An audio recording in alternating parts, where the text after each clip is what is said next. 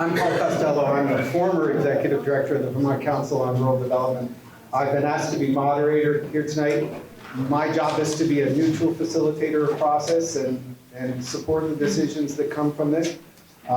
It's an honor to do it, especially knowing who you all are. You know, you put in long days, you're volunteers, many of you working for your communities. You're really backbone people for the state of Vermont. You don't get a lot of credit. I was just talking to someone about how all the complaints come to your desks, and very rarely thank you. So I want to say thank you, and it's an honor to be part of a conversation with you all. Let's recognize the urgency of our moment in history.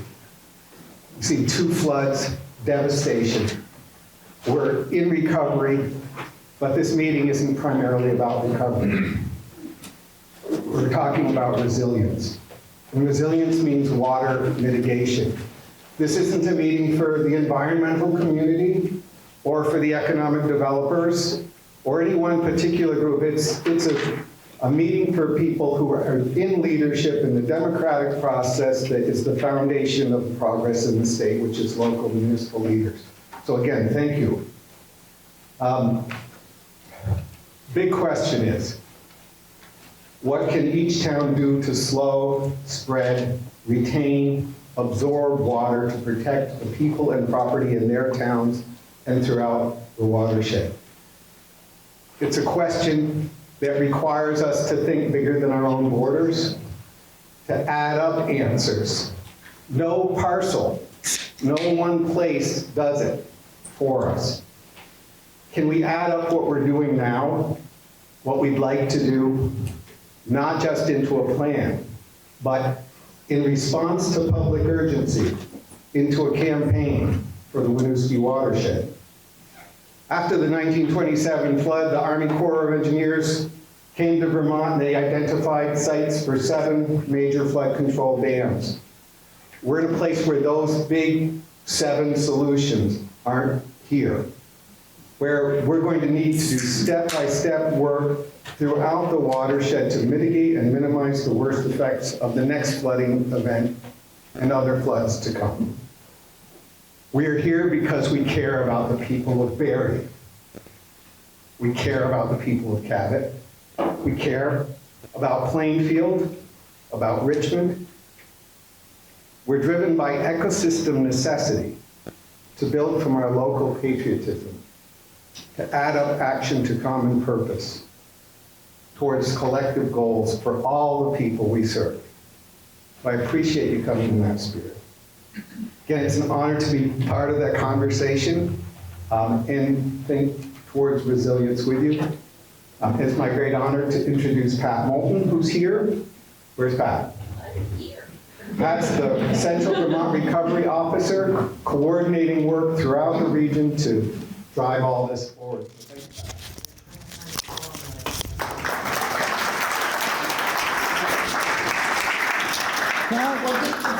May I just add this to your mic? Yes, you may. Does it make me look 50 pounds thinner? Awesome. All right, perfect. Thank you. Good evening, everyone. And Paul stole some of my thunder because my plan was to just thank you.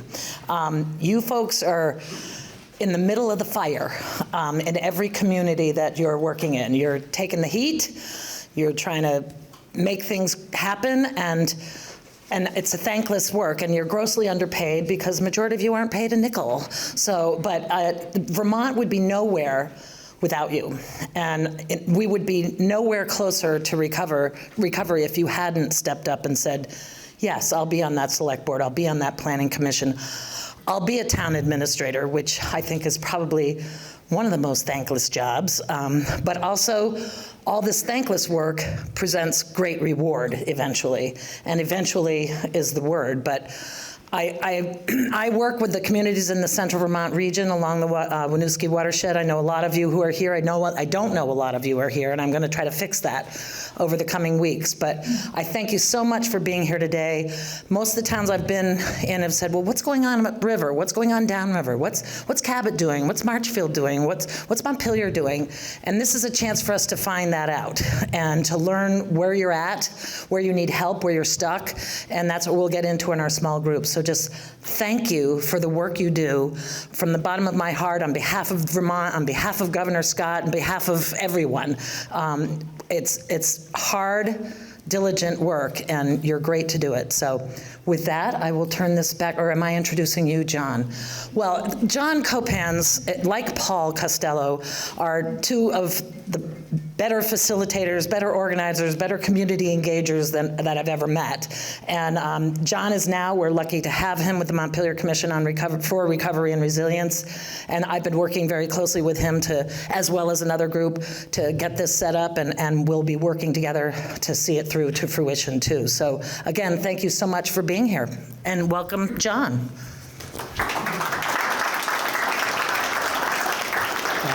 Thank you, Pat. So as Pat said, I'm with the Montpelier Commission for Recovery and Resilience. We came together as an organization out of the 2023 floods.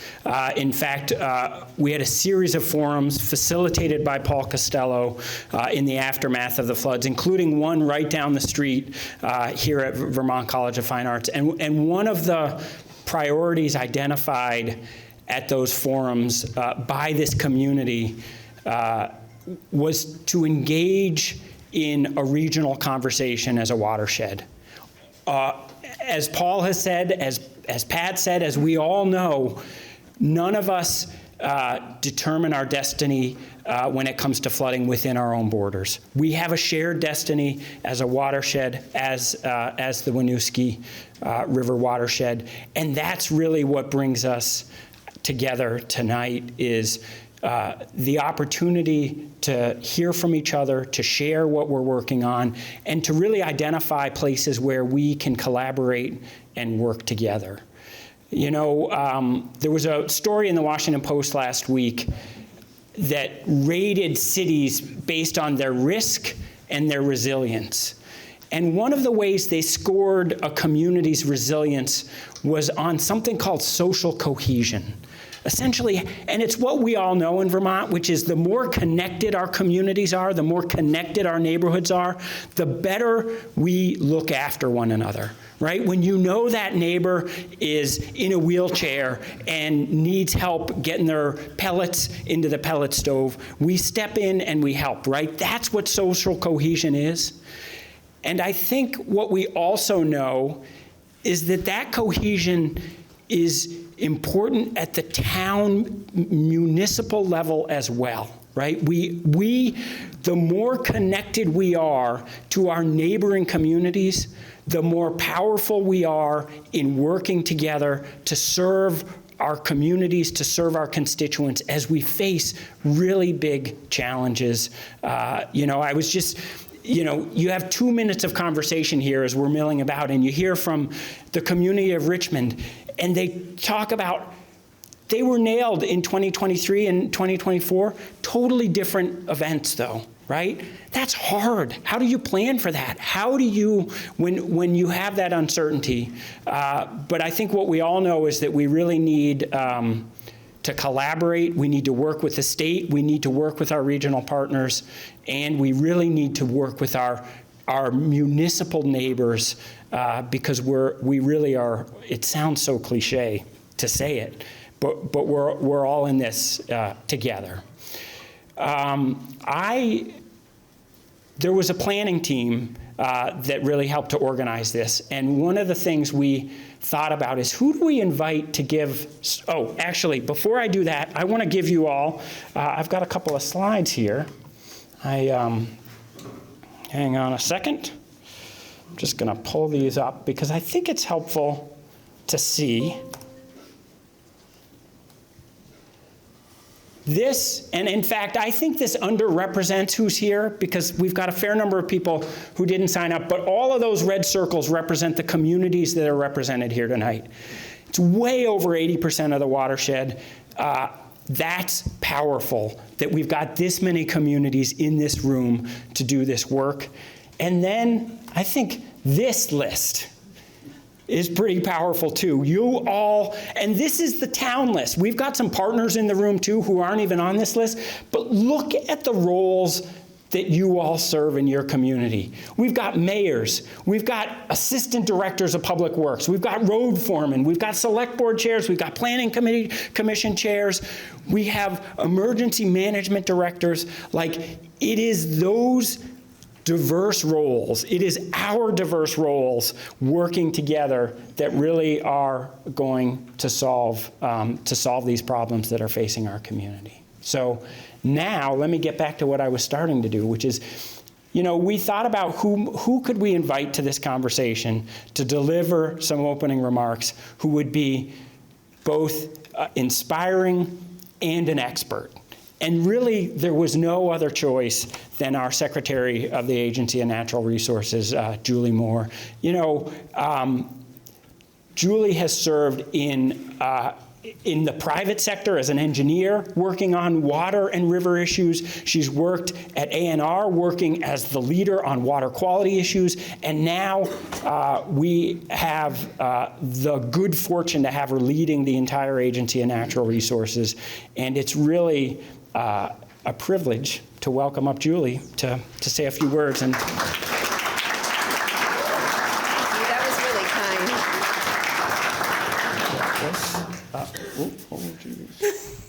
Giving away my secrets. There it is. God, this happened. I gave a presentation yesterday, and the font turns into like something that looks like it came out of a dot matrix printer. Like, I don't quite know what's going on, but thank you. It's a pleasure to be here tonight and see so many familiar faces, and similar to Pat, hope to meet many more of you. I look at what I'm going to do in the next 10 minutes or so as kind of a level set. I don't expect that there's a lot of new or novel information that I'm going to run through here, but hope it may provide a shared foundation for the conversations that are going to follow. So a little bit just showing some of the signs we know that climate change is here, the importance of thinking both about urgency, but about durability and how we move forward in building resilience, and then really close out on the importance of local action. So the Basin Program every several years produces one of these updated stripes charts. And this is looking at Lake Champlain and how often it freezes over. And in the sense of a picture being worth 1,000 words, like, to me, that says so much. Perhaps more staggering is actually the second bullet down below, that the average August surface water temperature in the lake has increased almost 7 degrees since monitoring began in 1964. It's really just staggering.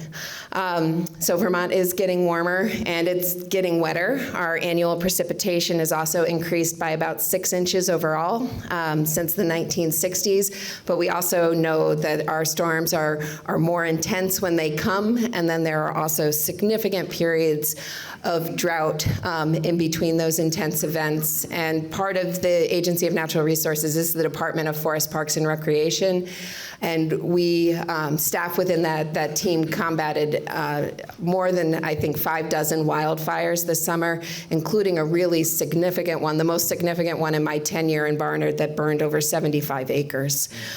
So there are threats with water, but those aren't the only climate challenges that we're facing. I think, Mike Klein, you may be responsible for the image I have on the right-hand side of the screen, or your left-hand side of the screen there. It's sort of a spaghetti chart. But it's getting at a point John raised, which is there are a lot of different floods that hit a lot of different parts of the state in a lot of different ways every year. This chart, the pie chart, is through the end of 2023, and I think we've added 6 more federally declared disasters this year. So we're fast approaching 50. The vast majority of them are related to flooding, although we do have some severe winter storms in the mix. And I think it's important to also recognize that Vermont's pretty climate sensitive. Our historic land use patterns of building down in the valley bottoms, the topography that drains into those valley bottoms, and then coupled with a lot of our most prominent landscape features, food production, dairy and maple sugar are both climate sensitive. Forest products industry, tourism, including fall foliage, but all the reasons people visit Vermont, as well as outdoor recreation. And we see that the temperature shown on this graph is trending up, and there is an incredible amount of uncertainty in what lies ahead. So Kate Marvel, I don't know if any of you have read any of her writing. She has a chapter in the book, All We Can Save. She's one of my favorites, but I think this quote is really important in thinking about the conversations you'll have tonight, that while it is really important to do something, we have to do something, it does not follow that we should simply settle for anything. We can't lose sight of the fact that transitions take time and cost money. Vermont's a small state. It means we have taxpayer, workforce, and administrative capacity to be considered, along with a whole bevy of other important societal needs, from housing to school construction to healthcare. We need to be focused on being actionable as opposed to aspirational. I feel like maybe my job as an engineer to say those sorts of things, but I believe it is true with all of my being. And then to focus on projects that are future-proof to the extent we can build things that are future-proof, and look for some important synergies. There's a lot of work that we're doing in the clean water space, that we're doing around habitat and biodiversity, creating green spaces that people can walk to, all of which can have a climate component to them too. For example, we know that changes in the road and bridge standards that the state implemented following Tropical Storm Irene in 2011 ensures that new investments are ready for a future climate. And in fact, only a small number of those structures took damage during either of the last 2 summers when they were appropriately sized. But the other piece of that is it's a 40-year undertaking if you're sort of moving through the system, fixing things as they run out their useful life. We may be able to accelerate it, but this is going to be a project that's long in purpose. Unfortunately, sort of jumping off from that, we can't snap our fingers and become resilient or, frankly, eliminate all climate risk. So really what this is about is reducing risk. It requires that vision for our desired future state. It requires a diverse set of tools. It requires both a workable plan, but one that can be adaptive with learning as we go, and then that sustained commitment. And then this is a great little graphic. It's probably an oversimplification, but thinking about the fact that in addition to having systems in place for fast, effective response and early recovery following an emergency, we're sort of breaking the landscape up into 3 places. You know, we have those existing vulnerable settlements, and those are places we need to think about hardening and flood-proofing the things that really can't be moved fully out of harm's way. We need to be thinking about how to plan for new development in those safer upland areas, and then thinking about the areas that we want to protect. River corridors, we're looking to conserve and avoid development and avoid those future conflicts. I think the importance of action at scale, it was great to see the chart, the version of this John put up that reflects how many of these communities are represented in the room tonight. We know that watershed boundaries don't match political boundaries, but we have to think like a watershed in order to have an effective and cohesive approach. At the same time, land use decisions are made locally. Road infrastructure, we know, is critical to response and recovery. And it's also that intrinsic local knowledge that all of you bring to these conversations about what are the priorities for your communities. Many good projects exist, many more projects than we're going to be able to implement in the next 5 years. So part of it is making sure we're clear in understanding where implementation will or won't meet resistance. I had the good fortune to attend a celebration that I know a couple of you were at too down in Brattleboro earlier this fall of a significant floodplain restoration project. It was more than 10 years in the making, and it was identified as a priority priority, and people just sort of kept after it over time. There wasn't a lot of pushing, for the landowners to move faster than they were ready. Turned out there were some contaminated soils that needed to be addressed by the time folks were ready. But it's having that sense of what your community is and isn't ready for so that you can move in the most expeditious ways possible. And then I, too, want to end just by saying thank you. State agencies are really in this position of providing technical and financial assistance, advice, data, modeling. But the on-the-ground implementation isn't at least what the Agency of Natural Resources really does. We're providing those supports, but we need partners on the ground, partners in our communities, our watershed organizations, our regional planning commissions, in order for this work to take place. And so I'm grateful to all of you for making time to be here this evening. Thank you.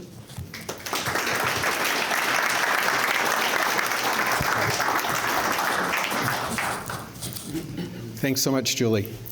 So now we've got an hour to really think nuts and bolts. What's going on in your town? What's going on in the towns around you? With the number we have here, we're going to break into 4 different groups. The groups will be facilitated. We'll be walking through this agenda that you've got in front of you, I hope, where first we'll have a really quick lightning round of introductions to the different towns that are in the group, and we want you to speak sort of as a team for your town, describing what you've gone through for impacts, what are the projects in place when you look at the future of water. So not every recovery project, not every bridge, but the things that you're looking at towards water mitigation, especially in this meeting. Then we'll ask, what are you working on or hope to work on in your community for the goal of increasing adaptation and reducing future flooding. So we want to get some visionary conversation there alongside of what you're practically doing now. What are some of the barriers and challenges you have in moving this kind of work forward in your community? Are there pieces of this work that could be added together? Like, could we be thinking about watershed level work? And how could that work proceed? We're going to come back to these kinds of topics at the end of the evening. But for right now, let's look nuts and bolts. What are you doing, and where are some of the things that are challenging to you?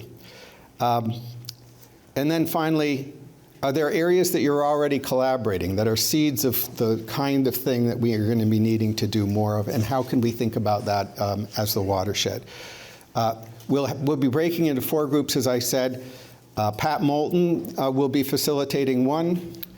Dan Albrecht from the Chittenden County Regional Planning Commission will be doing another. Brian Voigt from the Central Vermont Regional Planning Commission will be doing one, and I'll be doing one in this room. On your tag, we've got you with a letter that corresponds to a room and to one of the regional groupings that we're going to be working with tonight. So look at your tag. If you're an A, then you're going to go straight back the hall to the fabricator room, and you'll see there's an A over the door. So each door is going to have a letter for you. B will stay right here, and it'd be great if people grouped right up front. Don't stay in the back and have a conversation separate. C is going to go to the dining room, which is out through here, through the first set of doors, sharp left, right into the corner. And you'll see, again, a C above the door. And then D is in the faculty room. So you're going to head all the way back through the first set of doors. You're going to see the wall in front of you. You're going to see a D that's with an arrow. You're going to go that way down the hall, and you'll see that faculty room, no problem. Okay, everyone has a sense of what we're up to now? Yeah. We're going to come back here at 7:30, and our facilitators will try to summarize as best they can the gist of what's going on in each meeting. Remember, this is primarily a municipal meeting. We do have some nonprofit leaders and other people with deep expertise about these issues with us that are listening, paying attention. They're partners in all the work going forward. But we want to hear from you first.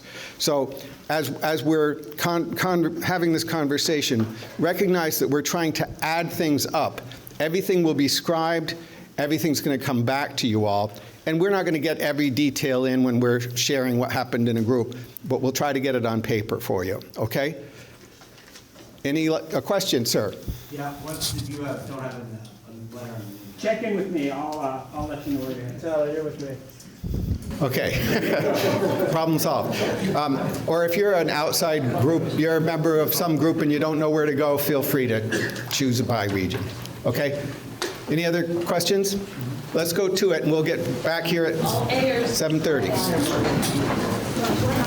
I'm going to ask each facilitator to describe their region and what's going on in the story a little bit, and then follow through on the prompts and give us a bit of a picture of what the conversation was like in their group. I'm going to start with Pat Moulton, who's here to talk from Group A.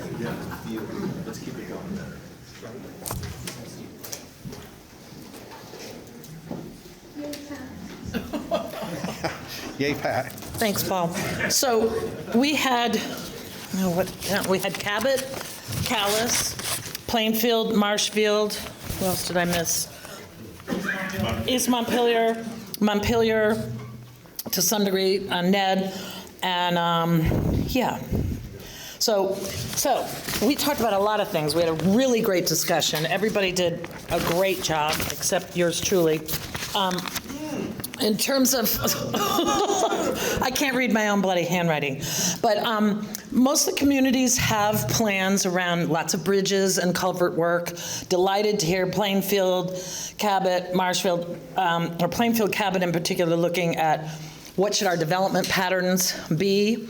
And how, like the village extension project in Plainfield, to say, no, we can't rebuild here, we need to get on higher ground. Cabot recognizing that need, Marshfield, everyone recognizes that need. Let's see, and various projects that are unique to those communities, but also respecting that I'll move into the next one, which was, because some of the challenges, opportunities, and needs were on this page, Patricia. Expertise, it's particularly engineering expertise, and where can we find it? Marshfield's had RFPs that have gotten no response from engineers because everybody's too busy. Looking at planning needs and how we can plan for larger storms, projecting out what's happening. And I'm not going to be able to hit all of these folks. So culvert upsizing and a little discussion about FEMA rules around culvert upsizing. And then, does everybody know there's a Vermont culverts program that Ned shared with us? And there were people in our room, there's a culverts program. There's also a, what's the other one, Ned? Rivers and bridges, that you can literally go onto databases and look at these culverts. And Ned also was clear, you can upsize the initial culvert you put in, and FEMA has to pay for it. So this idea of put in whatever was there, then go back later and upsize, no. You can go in and do that first thing, and FEMA has to pay for it, which is unique to Vermont. Information sharing and understanding the FEMA process. Those are some of the challenges, and the fact that the FEMA contact person changes every 6 weeks, and the new person has literally no knowledge from the last person, and that's not helpful. Future collaborations was where we had a great discussion, really looking at, can we develop like a regional compact and assist each other with things like grant writers, and also to have the state be a partner in the redevelopment. But then looking at this regional collaborative, we didn't say the word county government, but there are analysis happening around county government, but really looking at how we can collaborate with each other, even looking at like a mutual aid type setup that was really looking more at things like grant writing, like engineering capacity. Then also, a lot of desire to have that collaboration and look at this regional network. So I think that'll come up. And then also looking at the fact that there are localized catastrophes that happen. So if nothing happened in Cabot and Plainfield got wiped out, what can Cabot do to go assist? And things like sharing equipment. If you can't afford to buy that way cool new pull the debris out of the bridge river equipment, what if we could collaborate and buy one that 20 towns used, that kind of thing. But engineering capacity, knowing the right solution at the right time was seeming like some of the bigger needs. But I'm really impressed with all the communities at the forward thinking that you're doing. And so kudos to you. And I think that's probably enough, Paul. I'll type up notes. Thank you so much, Pat. But you also have a scribe that will do some of that for you, Pat. So I'll report for B, which really was interesting. We had East Montpelier folks, Washington, but Barrie and Montpelier, really a big group of people from Barrie and Montpelier, and really appreciate all the energy that came there. And it felt very strongly to me as a facilitator that there was a real sort of difference between what a city is going through, which doesn't have a lot of working lands, doesn't have a big forest, doesn't have a lot of open lands that it can turn back to the river, and then upland areas and places that may have a village center in the floodplain, but open hills, open fields, agriculture, and how do we partner so that resources go between folks to get stuff done that benefits the watershed as a whole? We didn't answer that question, but we approached it many times.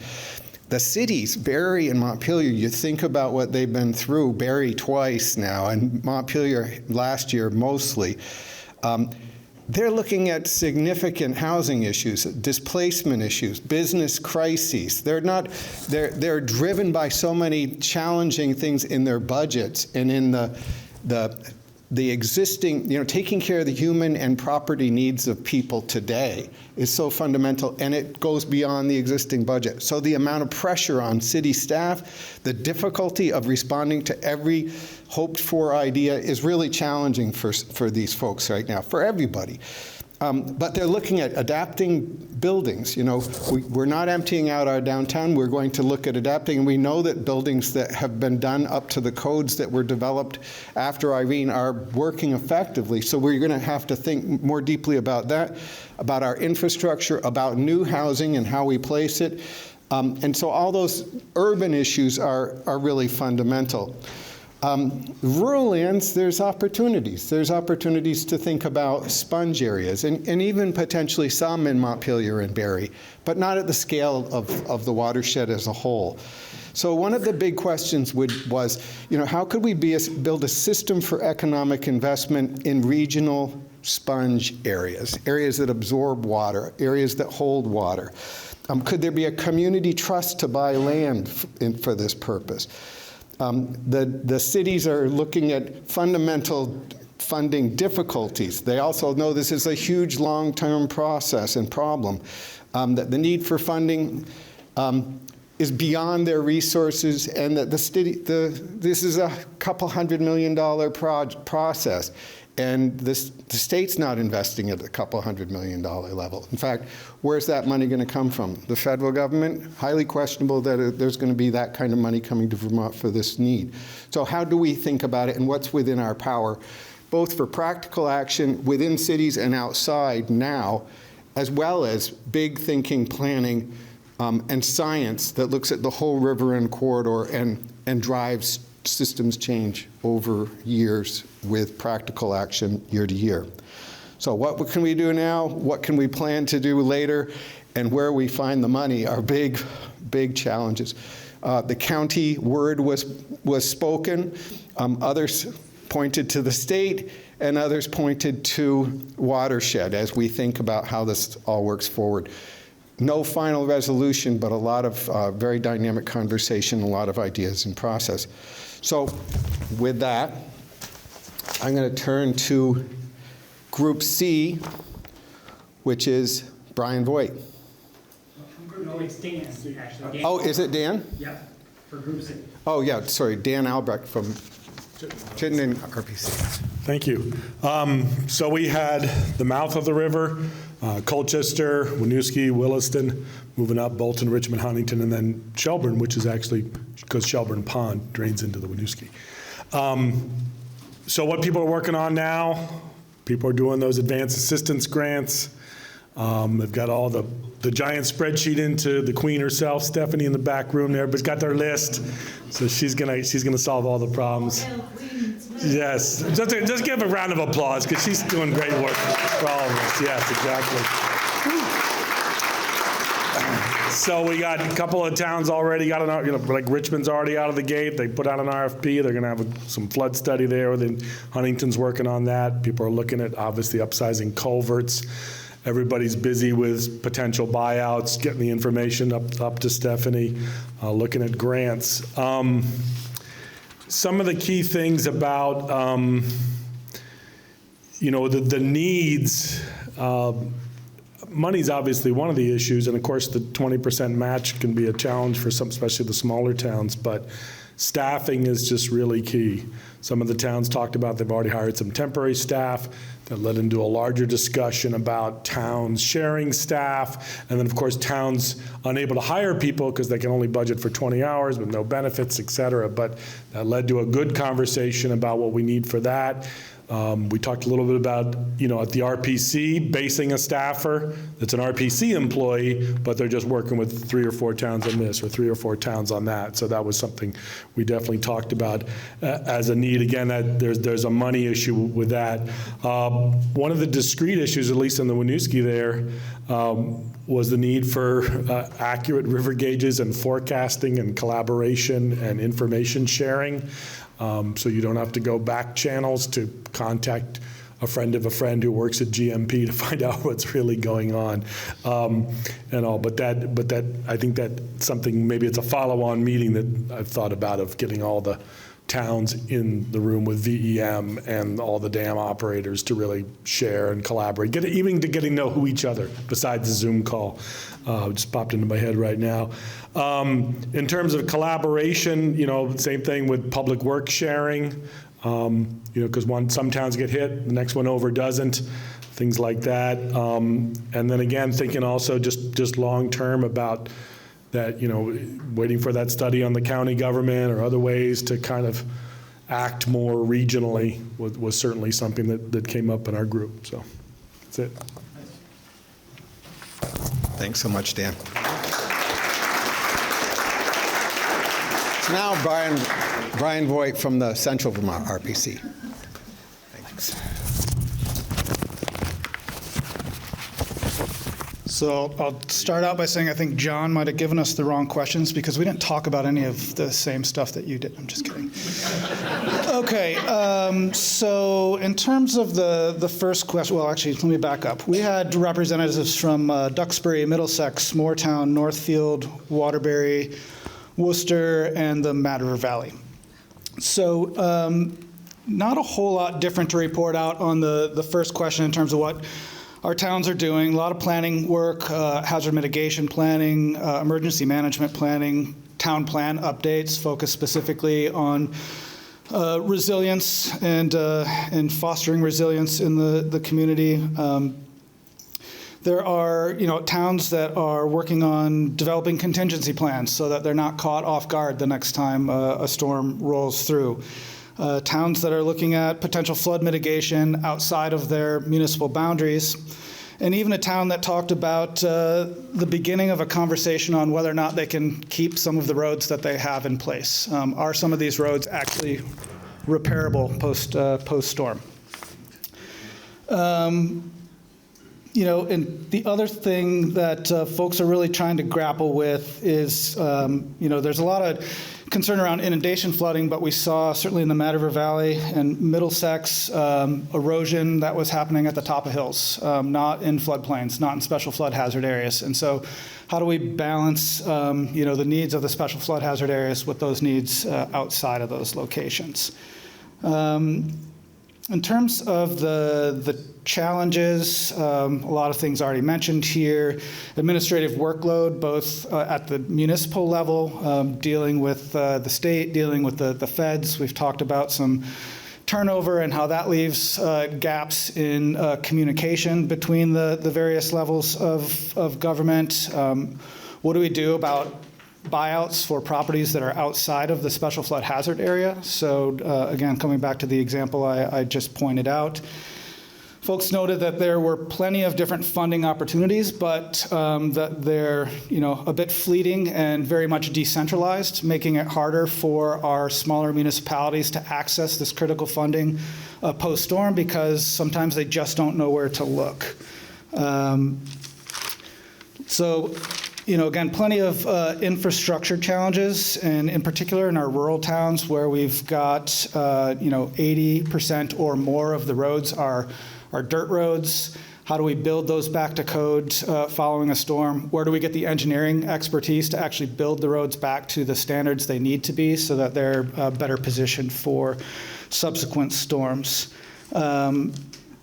As part of this, a couple of towns mentioned that they've just been lucky that there are some retired folks in town that are taking on responsibilities that they certainly never envisioned in retirement and don't know how long that's going to last. So it's good while they got it, but what about the next storm or the storm after that?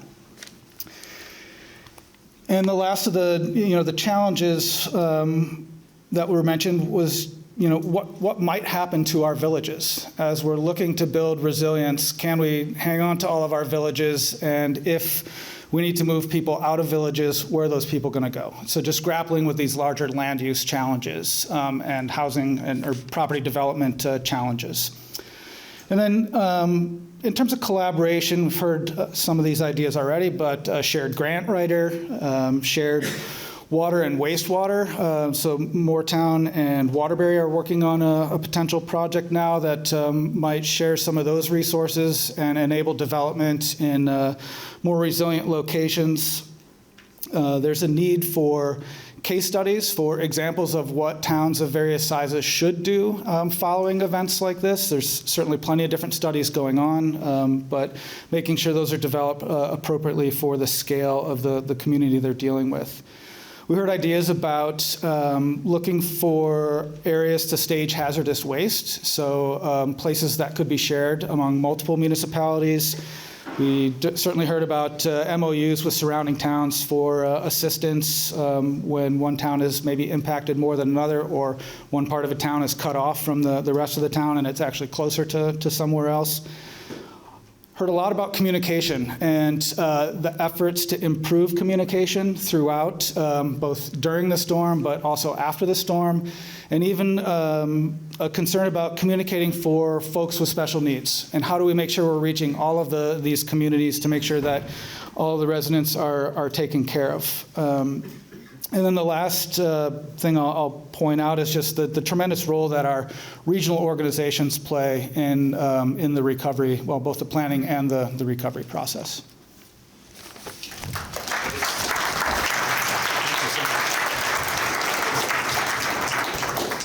Well, thanks to the facilitators. Let's have a last round of applause for them. Great job. Appreciate it. Okay, so we're down to 7:45, where we have this group conversation where we say, let me start by saying, no one organized this thing with a sense that we're building a board. Nobody organized this saying, we're going to build a new nonprofit organization or anything else. There's no castle in the air here. This is a conversation that's at its very starting point in terms of anything that we could be doing together in any way that we might consider structuring it. So there's no bad ideas, there's no good ideas. The steering committee for this group is going to take all the notes that came from all the sessions and the notes from this session and do an aggregation. They're not going to make up something new, but they're going to aggregate the good ideas to share back.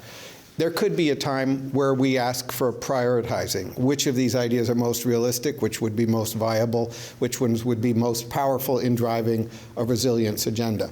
But we haven't determined that, how that's going to go or anything about follow-up, except that we're going to look at it and add it up and you're going to see it back. That's going to take a couple weeks. But now we want to have a general conversation about, was this a worthwhile exercise? Is there a meaning to towns in the watershed gathering together at the municipal level to consider adding up things? Are there potential opportunities to add up things and do something more or something better or something bigger than any town could do by themselves? And if so, yes, what? And then if there was another meeting to follow this, are there areas that you would point to that you'd say, here's, we're going to break out, next time we don't want to break out regionally, we want to break out and talk about this particular problem and how we could work together to address it, or this particular problem, and come out not just with a lot of general challenges. We all know how it works when you have a brainstorm session and you get everything up on the wall and there's no priorities, there's no action, and it drives everybody crazy. So if there was another meeting, what would you want to zero in on to get towards actionable results? Okay? So we can take those either way you want to take them. We've got about 40 minutes to have a conversation on this. And I'll be like a game show host. I don't care what you say, but I'm going to hold the mic and keep it fairly short and lively. Would someone like to start? And just stand up and say your name so people can get to know each other. Dory Barton with the Huntington Select Board. So earlier on tonight, one of the speakers used the term social cohesion. And so to answer your question, was it worthwhile tonight? If for nothing else, just meeting and talking with other towns that have gone through similar things that we've gone through, and then towns that didn't, and thinking about us as people and that we're in this together, I think that was incredibly beneficial tonight. Great, thank you. Someone else want to share a reflection of purpose or some nub of this that's useful? Hi, Elaine. Hi, Paul. It's Elaine Wong from the City of Winooski, City Manager. So, yeah, I thought it was valuable. I don't say the next one, but I can picture us meeting again in the breakout groups, but in our regions, so that we could build some of those specific collaborations. I do think it is helpful for the watershed to meet, but that might be useful as one of the iterations. Thanks. Other thoughts? Yes. Sorry. Thanks, Paul. And I've said this to our group many times, but bring the insurance companies and the other companies that actually get it and understand the benefits to doing this right. I think they see the writing on the wall. They understand the value of everybody here in the rooms, like grassroots organizers, the people, the unpaid community members that are getting their towns back online.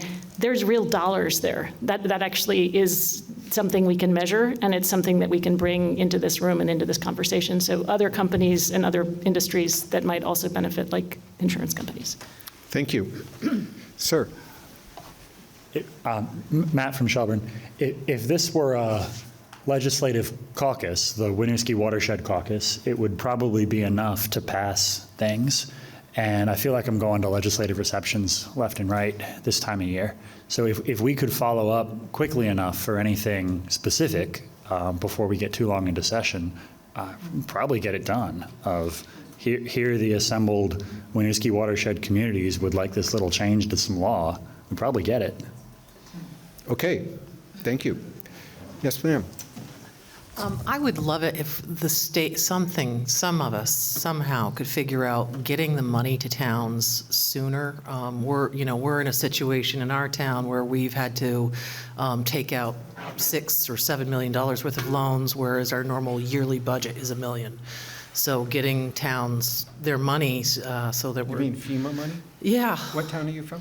Middlesex. Okay. But is there something the state can do to give the towns a certain percentage of what we know we're going to get from FEMA sometime in the future? We'll have to ask the treasurer about that. That's what I mean. Yeah. Okay. Other observations on value and potential ways that municipalities could work together through this kind of conversation, if there's a next step. Sir. Yeah, my name's Chris from Marshfield. Our breakout group A was talking about towns potentially collaborating together and sharing equipment during a disaster. And so I think future meeting with breakouts might be those communities that can help each other coming together and talking nuts and bolts. About sharing different potential resources. And would that be done regionally, or would it be done through the whole watershed? I mean, there could be a couple meetings, I guess, but I was thinking locally for an initial stage, and then regionally in the future. Great, thanks. Other observations on potential ways you could move something forward here? Sir.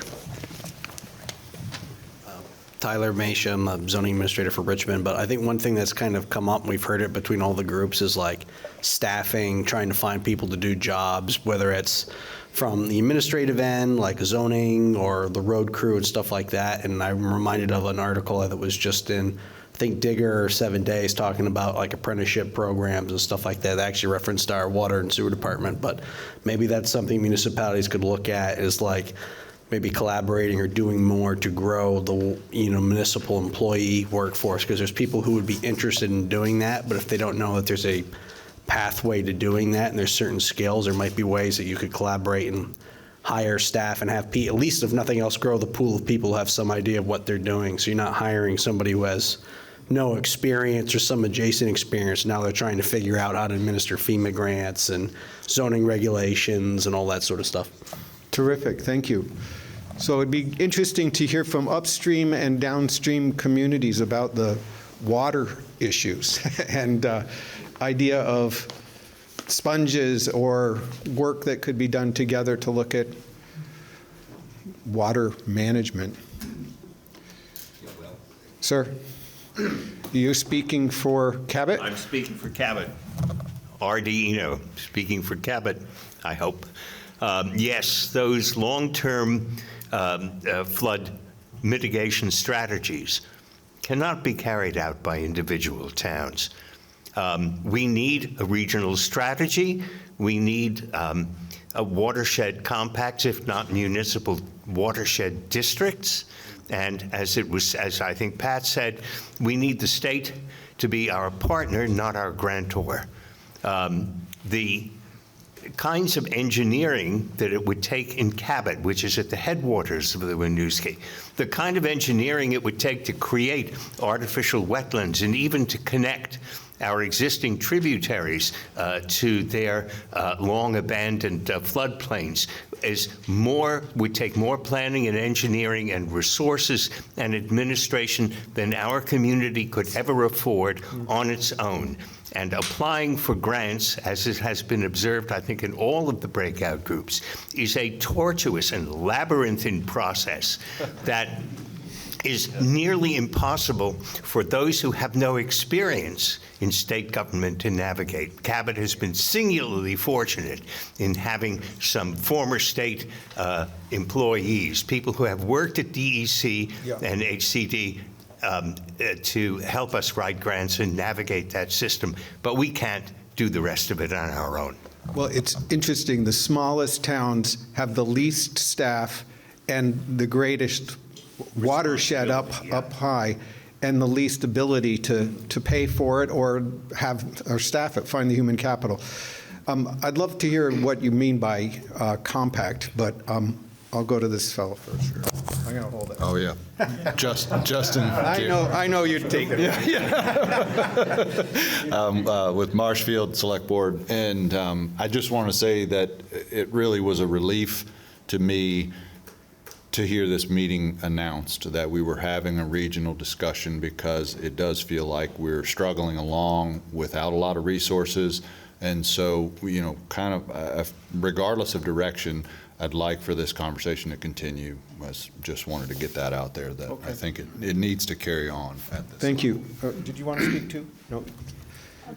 Sorry. I'm going to go to someone who hasn't spoken, but I'll come back. I'm Carl Bissix from Plainfield. I'm the Select Board Chair. I support what RD said about the collaboration, but also I think if the state could offer experts who can tell us this, explain to us the system of FEMA, because it's always changing, the personnel are changing, and for volunteers, it's almost impossible to navigate it and get the money you're owed. So that would just be my thought. Great, thank you. So that could be a work group discussion, huh? And get someone to listen to that. Who else has an idea on either if there was a future meeting, a breakout conversation, or an arena of work that could move forward? Or, yes, sir. Yeah. John Malter, Waterbury. Just curious about future publicity about this meeting that might draw other people that have great ideas that can collaborate and join us. Great suggestion. This meeting was deliberately set for municipal leaders appointed from each town. It wasn't designed to be a big public showcase or a summit for Vermont's resilience efforts, though that could be done, right? Other comments? You were waiting. I'm sorry, big mouth. I just love the topic. I'm Selena Barton. I'm sorry. We have actually a wonderful model to collaborate with. If anyone is interested, Goddard College actually sits in 3 towns. It's Plainfield, East Montpelier, and Marshfield. So if anybody wants to submit best practices, ideas, really think out of the box, push the envelope. We are welcoming ideas, and we're really gathering ideas right now, but it is I think it's a great storytelling model. It's something that could be on the cover of the Washington Post. I mean, we can show what we do when a bunch of scrappy Yankees actually get together, share resources, and think like a watershed, think like a community, right? I mean, it's a real physical opportunity. Thank you. Waiting. I'll hold it. I don't trust you. Sure, no problem. Don't give you a mic. Yeah. So Dan from Chittenden Regional Planning.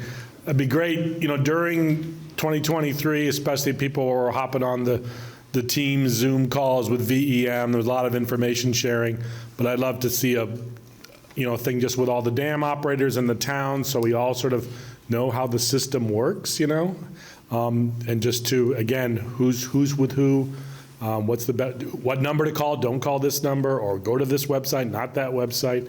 I think we'd all learn a lot, and I'm sure the dam operators have challenges, and so that'd be just an idea. Okay, great, thanks. Yes, please. Pat Moulton, facilitator. But one of the things that actually James brought to us is that Montpelier is working on emergency management plan, and he's saying that could be a potential model for other communities. So I think that idea of if you've got a whiz-bang new zoning regulation, if you've got a new emergency management plan, if you're actually living your disaster management plan, not just writing it and leaving it on the shelf, that's the kind of thing that could be shared within a regional collaboration. Great, thank you. Other ideas on things that could come out of this meeting in terms of another convening or a breakout in a convening, or whether this has value in other ways? Adam Argo, Huntington. So I don't have an idea for that, but I just wanted to comment on the whether it's worth it aspect. And I think it was really neat that this group is brought together by sharing a watershed. And I was just thinking how I think if you go back far enough, humanity has traditionally been segregated by geography. And so it's interesting that this group is brought together by this watershed and its flooding. And if in the future, no one knows what the future is going to hold, but if it is like continuous flooding, then yeah, this group should continue to get together and should be like a really strong group that, comes up with ideas and whatnot. Thank you. Other perspectives? Yes, please. Your name and... Bobby from the town of Marshfield. If you're thinking about future meetings, it would be great to have a meeting devoted to grants, since grant writing was mentioned in a lot of the breakout groups. Small towns need help figuring out what grants are out there and where we can apply for them. Yeah, and it sounded like another comment was around expertise in riverine management and building processes like this, and it sounds like there's a number of people in the room who have that kind of expertise. We didn't really give them voice tonight, but you could theoretically have educational sessions around these issues if people wanted them. Yes, sir. I think I can probably just speak loudly. Oh, no, yeah, here you go. Okay. So I've heard a lot about grants. I'm Taylor with CCRPC. So if you go to ccrpcvt.com and you click on resources, funding opportunities, we have a searchable funding opportunity database. And you can search by climate, you can search by emergency management, you can search by a whole bunch of things. And so we try to keep that updated with any funding sources we know about, with links to FEMA, to DEC, to whoever the funder is. And so if your small town doesn't know about that, please go to our website, even if you're outside Chittenden County, and use it. Boy, if I were the Central Vermont group, I'd just copy that and paste it into my website too. Okay. Any other thoughts on issues that should be explored more deeply, or that could be, or potential ideas on how things could move forward around this kind of conversation between municipalities?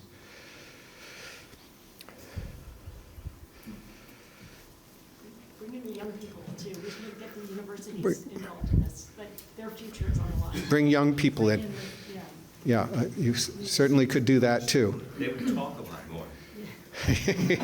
Okay.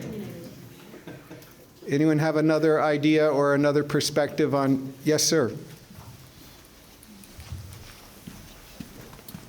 Maybe thinking about Brian Voigt, Central Vermont Regional Planning Commission, thinking about a meeting where we could talk about how to talk about the hard things, like giving up a road.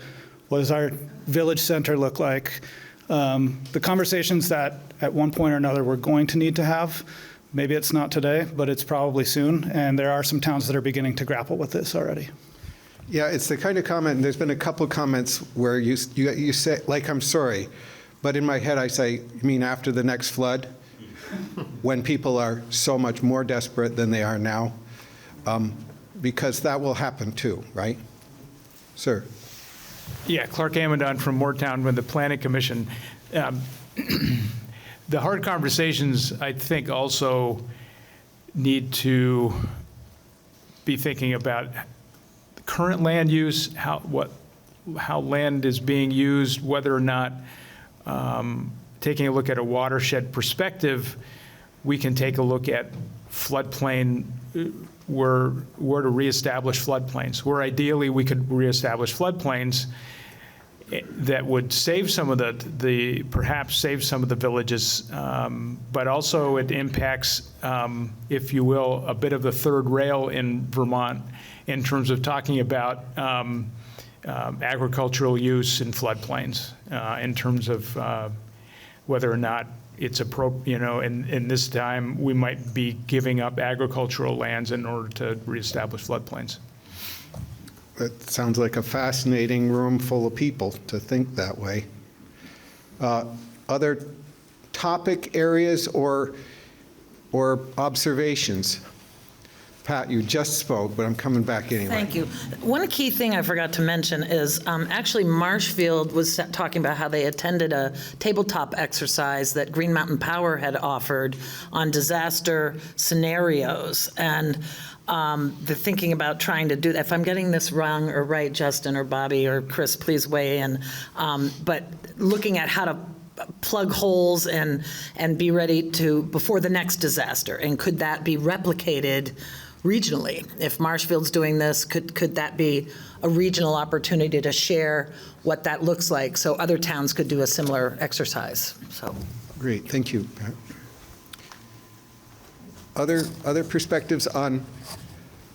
We've had everything from, it would be good to have a particular meeting on a different topic to the idea of a pact, which I don't know what that means, or looking together at projects potentially regionally that came out of the previous sessions. Yes, sir. Chris Whalen again from Marshfield. Don't worry, I won't take it. But I guess my overall comment is I'm not hearing anybody say that they don't want to be part of this anymore. So I'm kind of hearing loudly and clearly from everyone that we like this and we want it to continue and we all want to be a part of it. Well, maybe they're just not saying. They're the quiet ones. Okay. Is there anyone who hasn't spoken who'd like to say something?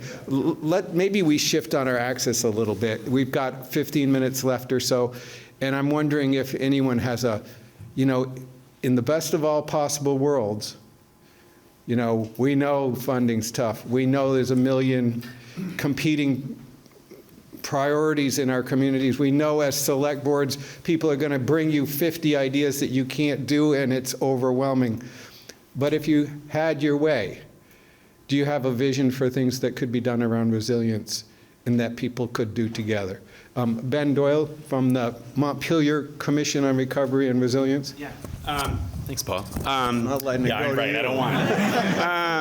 You're Montpelier people. Yeah, I know. We just always mouthing off. I just really want to bring. I just want to. Not an economist, right? But I think I know enough that like it comes down to money, and I think there needs to be more conversations about money and financing.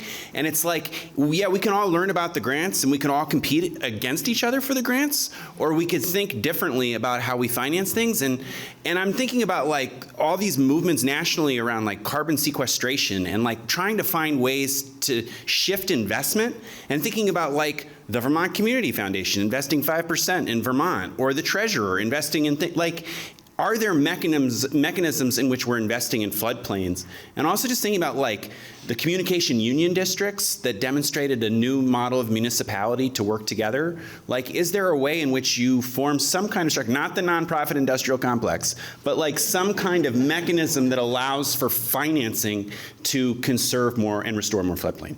Thanks. Other points of vision? I'm from Montpelier, and I'm not going to grab the microphone.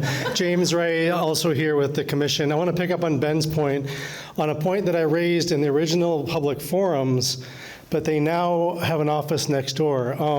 There's one firm representing an industry. The firm is called Quantified Ventures.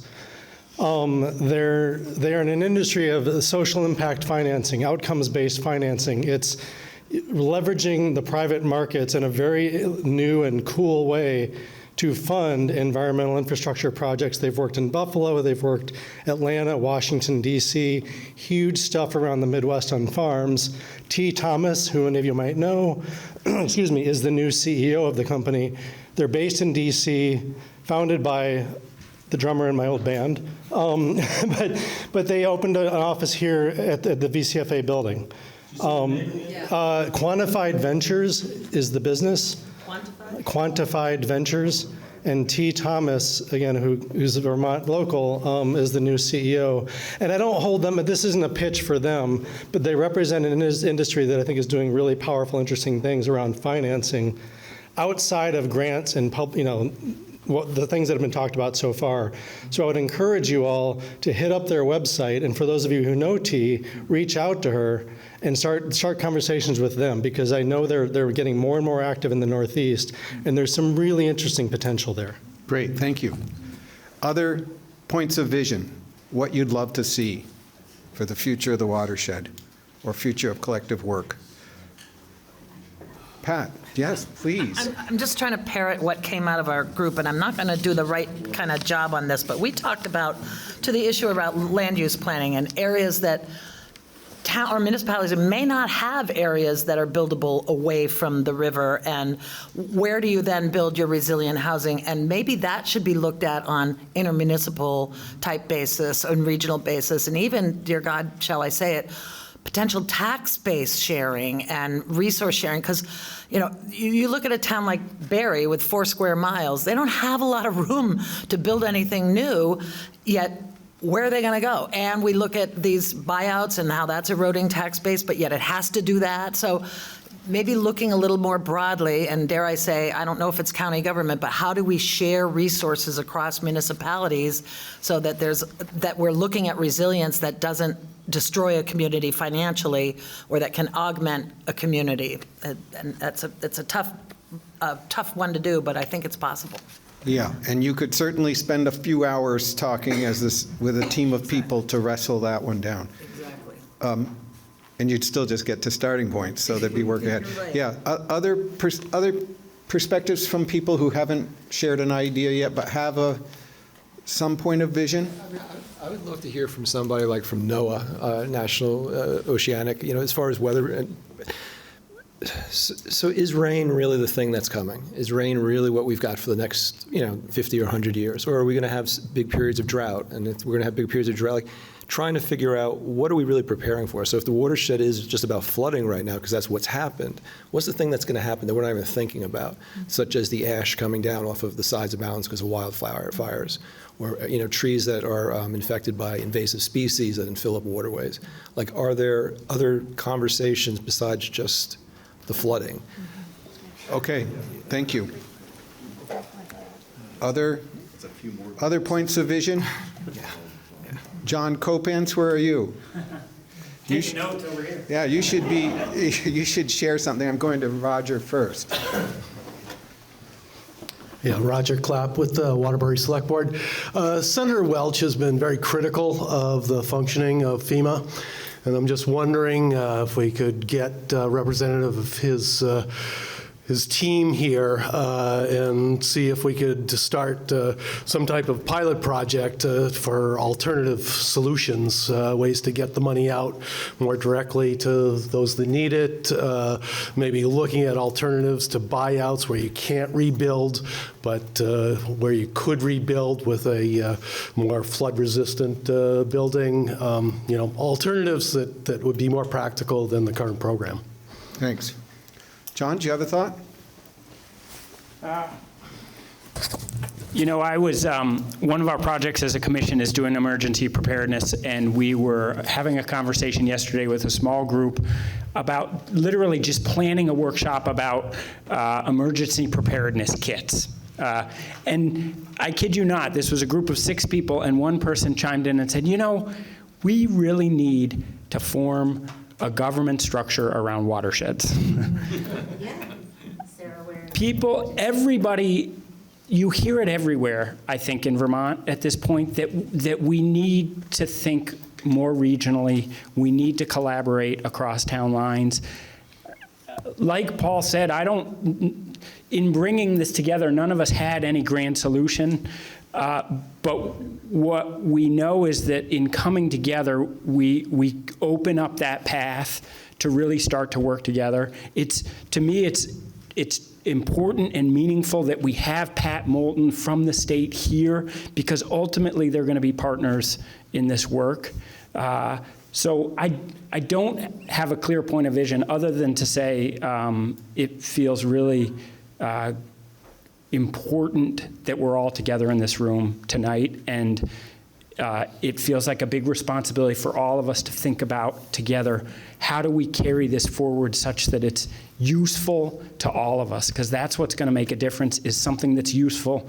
We're all terribly burdened with the work, and so if this doesn't have utility, it doesn't matter ultimately. So, thanks, John. Sir. I'm going to let you hold it. I trust you. Gary from Cabot. 30 seconds. Gary from Cabot. Just to follow up with what John had said, I think what I heard also tonight was that future collaboration needs to be action-oriented. We need to show results one way or the other, but that will keep us more together going forward. Not just a 10-year long-term plan that takes 10 years to produce. Yes, ma'am. Okay. Gary can hold it, but I can't.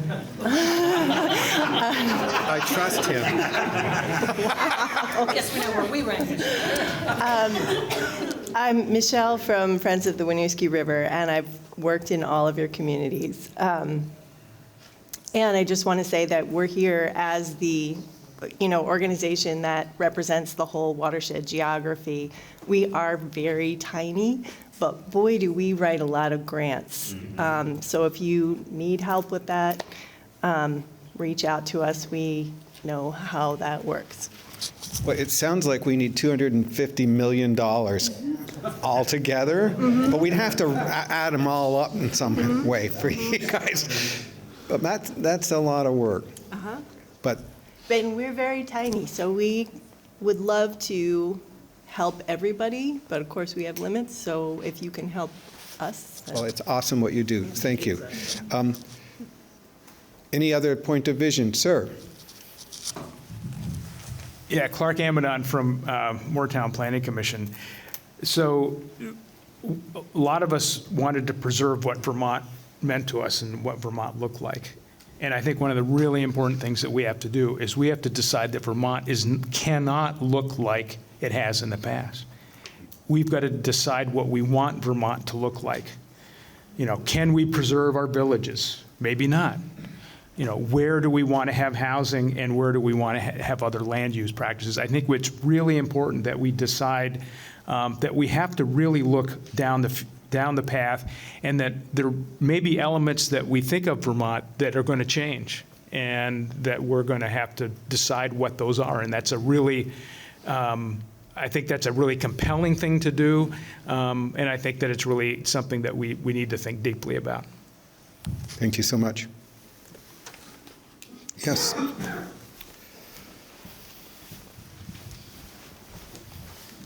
Thanks, Paul. Bill Fraser from Montpelier. I wasn't going to speak, but I was inspired by what Michelle Braun just said, because I've been thinking how we could find a way that we could work in common without creating a whole new structure.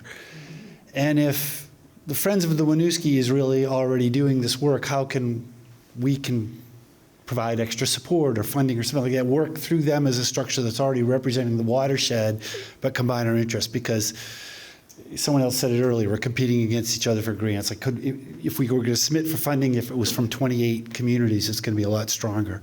And we all have very different interests. We talked about that. Those of us in the cities don't have a lot of land. We're depending on all of you to build more sponges so we don't get soaked, basically. And, we recognize the inequity of that. So how do we work together to make it all work? So, and thanks for having this. Thank you, Bill. Feels like we're at the end, and I would just say, again, what an honor it is to be able to be part of this conversation with you all. It's inspiring to see, with all the challenges that we hear of, and all the pressure people are under, and all the budgetary concerns, and all the national division we sometimes hear about, that we're still a really strong community here in Vermont. We still hold together. We're still on the line, town to town to town, and we show up for an extra meeting. So all praise to you guys for what you do in your communities. It makes the state great. And thank you for coming tonight. 10 days, 2 weeks, you'll see something back from us all. But we're really inspired by your leadership and deeply appreciate you coming together tonight to do the patriotic thing for Vermont one more time. So thanks. Bye.